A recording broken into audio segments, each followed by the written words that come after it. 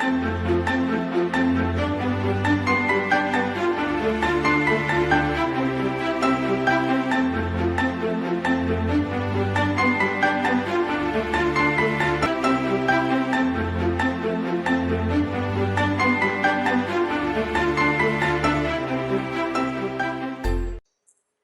शांति।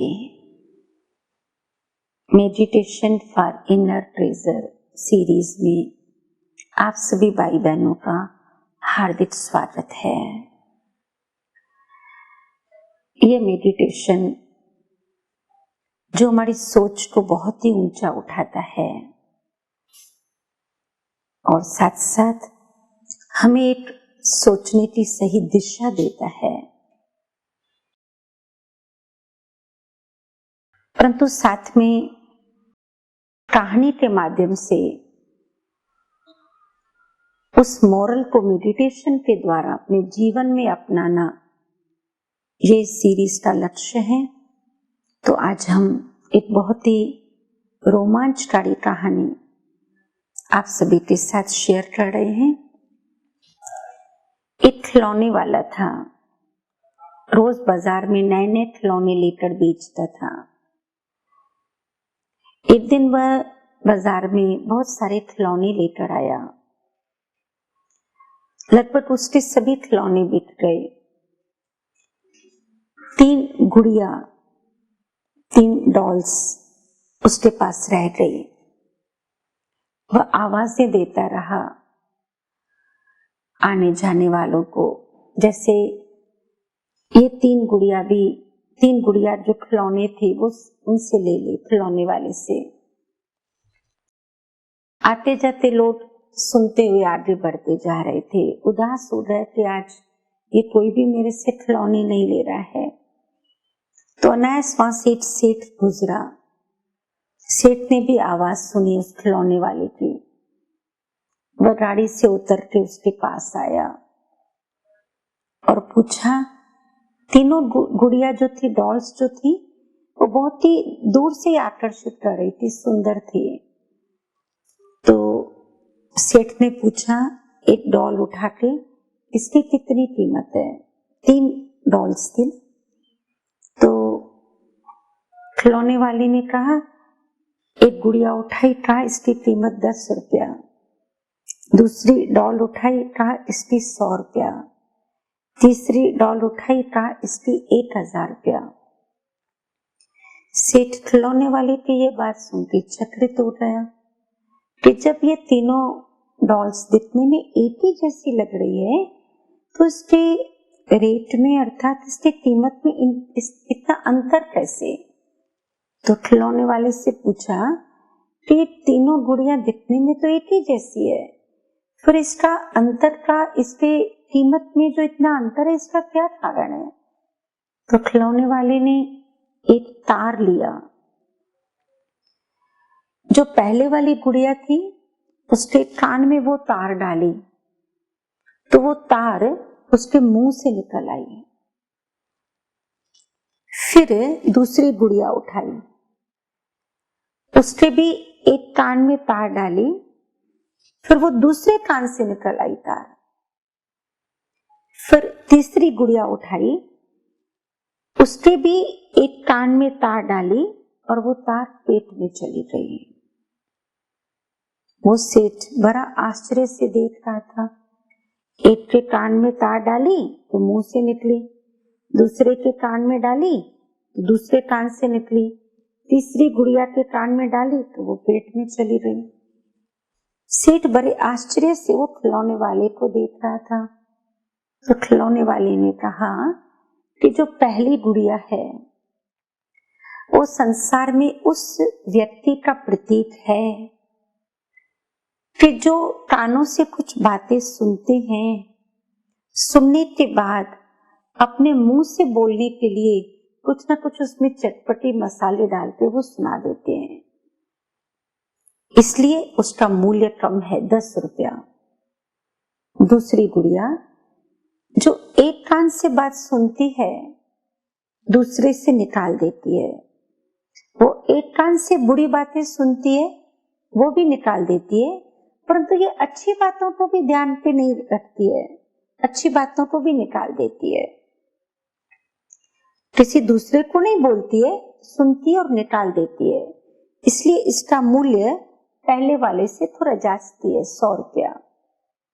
तीसरी वाली जो कुछ सुनती है, बुरा सुनती है तो भी ये मुंह से निंदा नहीं करती है।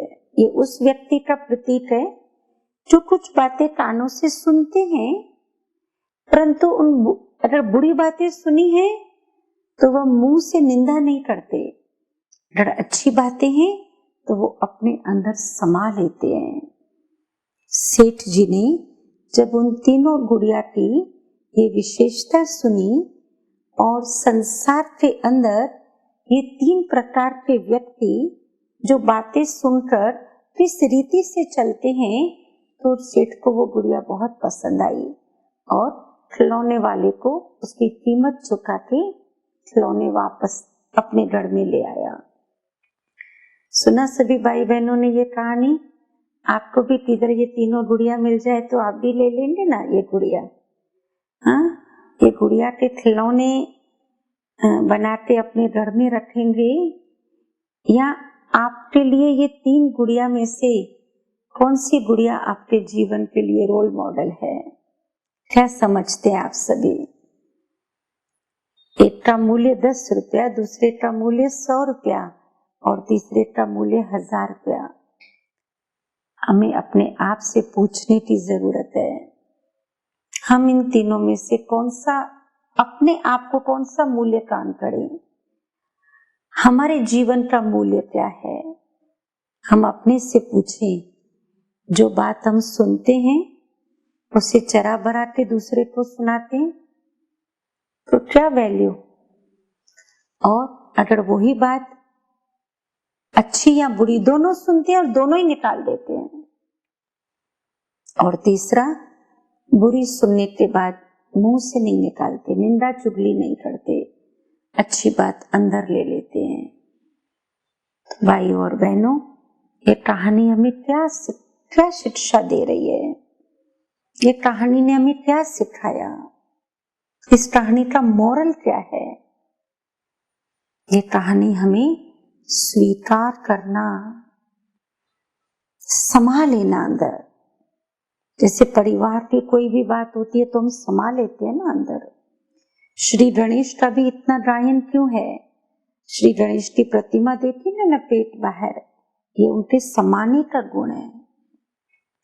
संभाले बात, और जब हम समा लेते हैं तो समाज के अंदर हमारा इमेज अच्छा बनता है। तो ये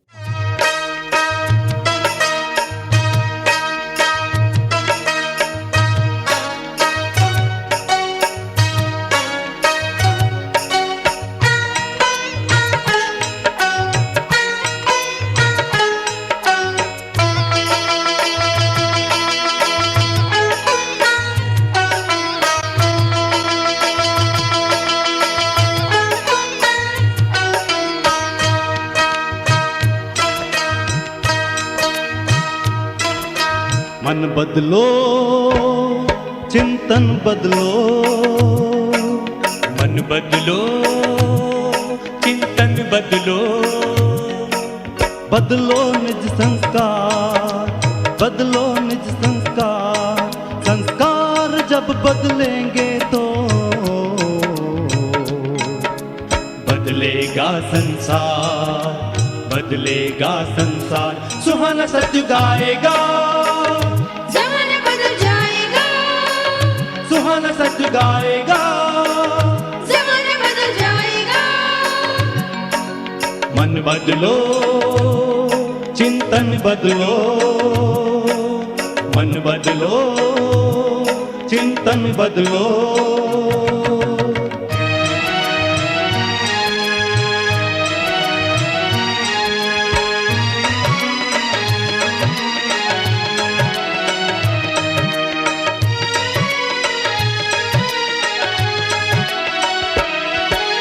मन के साधे सब सधे, मन तो अपना मीत है।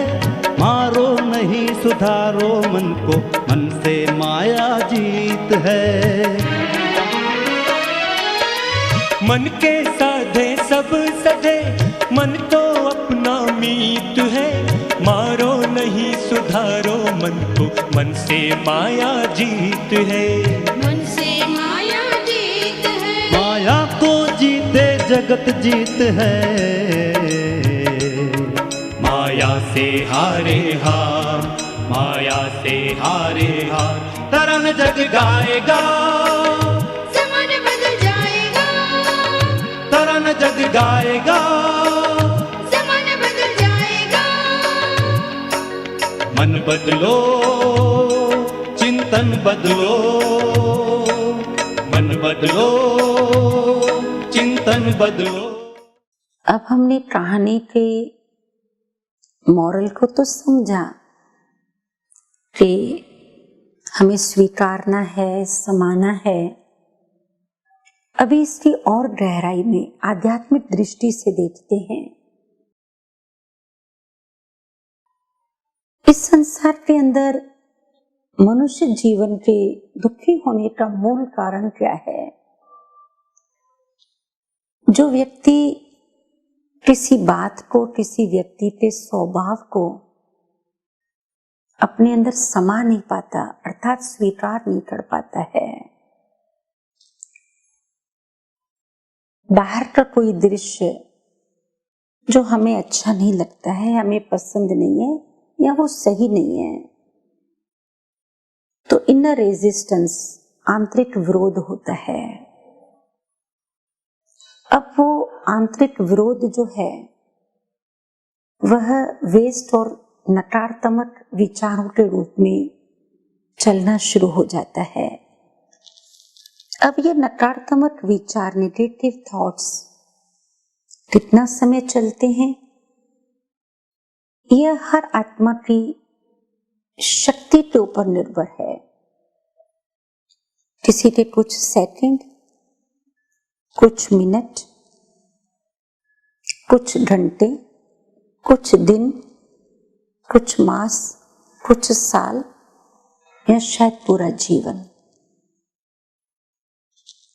और यह नकारात्मक विचार, नेगेटिव थॉट्स हमारे अंदर आंतरिक घाव पैदा कर लेते हैं।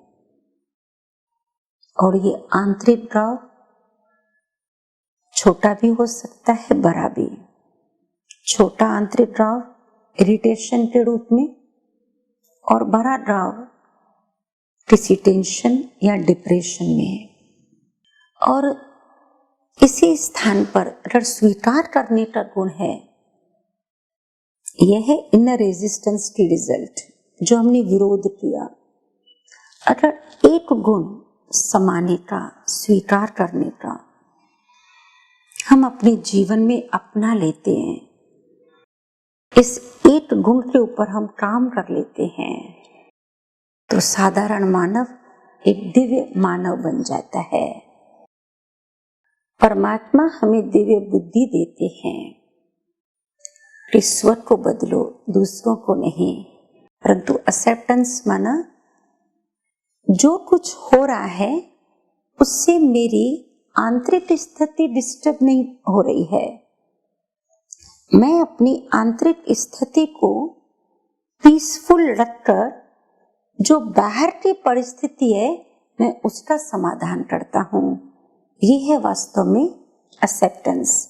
यह है वास्तव में सामने वाले व्यक्ति को या परिस्थिति को स्वीकार करना।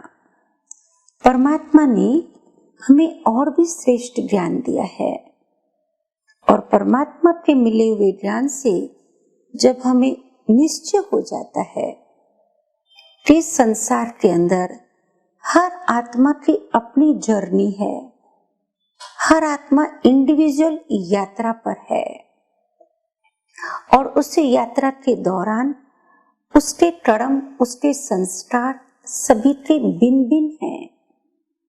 हर आत्मा यहाँ रोल प्ले कर रही है, मंच पर रोल प्ले करते हुए जो वो कर्म करती है उस कर्म से वो संस्कार बन रहे हैं।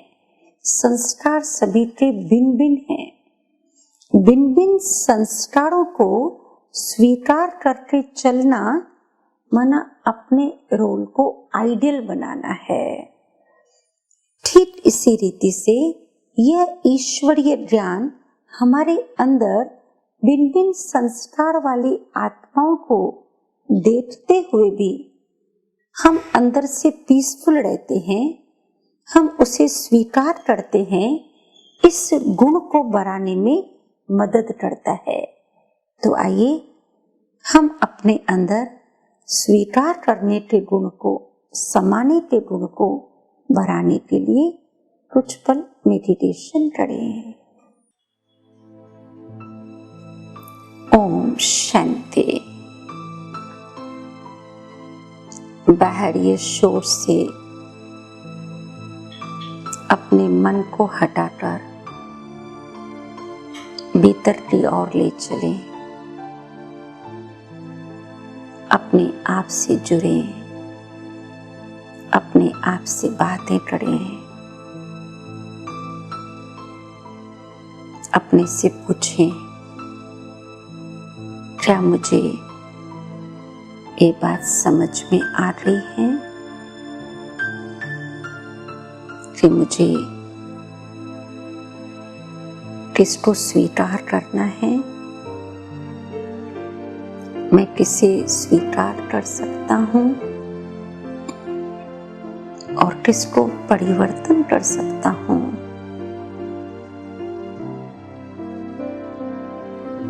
इस मूंज में तो नहीं हूँ कि मैं अपनी शक्तियों को वहां खर्च कर रहा हूँ जहां पर मैं बदल नहीं सकता, और जहां मुझे बदलना है या मैं बदल सकता हूँ वहां मेरा ध्यान ही नहीं है। क्या मैं अपनी आंतरिक कमजोरियों को स्वीकार कर लिया है और बाहरी लोगों की कमजोरियों को परिवर्तन कर रहा हूँ?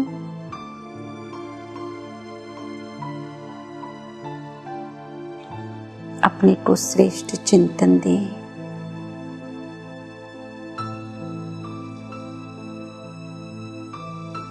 अब मैं इस वर्ल्ड ड्रामा को, इस संसार के खेल को समझ गया हूँ।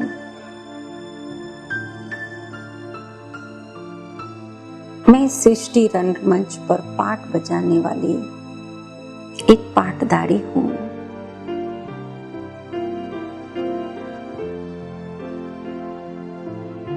मेरी जिम्मेवारी स्वर को परिवर्तन करने की है।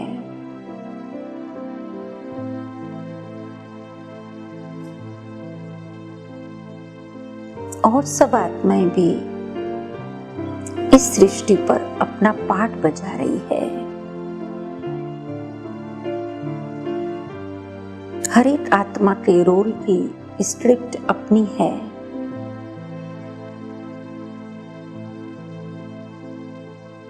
मेरा अपना रोल है, इंडिविजुअल रोल है।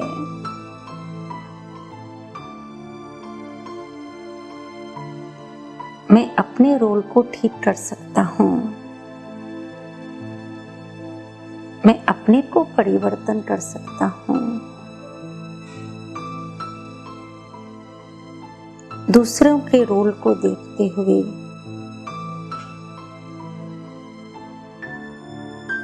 मैं राय देता हूँ, पर राय देने के बाद साक्षी हो जाता हूँ। मैं प्रेम स्वरूप आत्मा हूँ।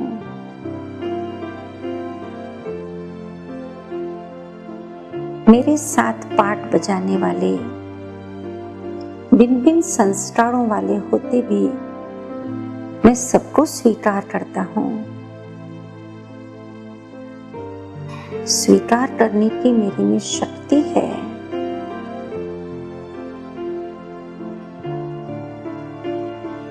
सबसे प्रेम करना यह मुझ आत्मा का निजी गुण है।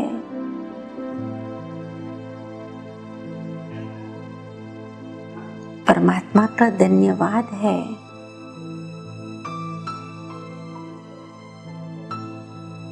जो उन्होंने मुझे सबको स्वीकार करने की शक्ति प्रदान की है। मैं प्रेम स्वरूप आत्मा सबके साथ प्रेम से चलता हूँ। ओम शांति शांति शांति।